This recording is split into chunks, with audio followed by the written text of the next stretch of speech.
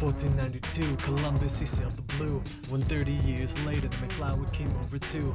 Sitting in the ship, crashing against the tide, they wrote a compact, something that they'd all abide. A small assembly to debate about local problems. Every man had a voice and nobody was on the bottom. A small thing, not hard to imagine greater, but it's the small things that made America later.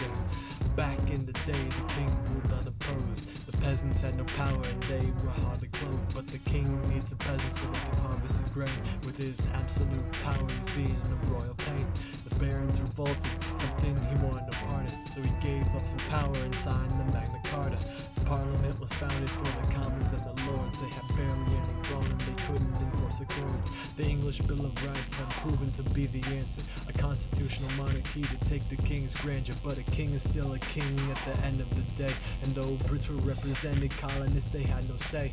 Tyranny is villainy, and though it would take time, the colonies would soon see these crimes.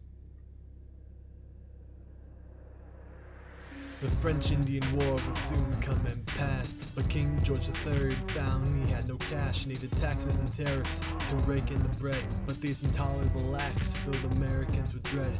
Stamp Act, Corn Act, Tea Act too. Some people felt like they had nothing they could do. Others still knew that change had to be done. They threw a Boston Tea Party held under the morning sun. From there we know the story, conventions and constitution, but let's not forget the foundations of the revolution.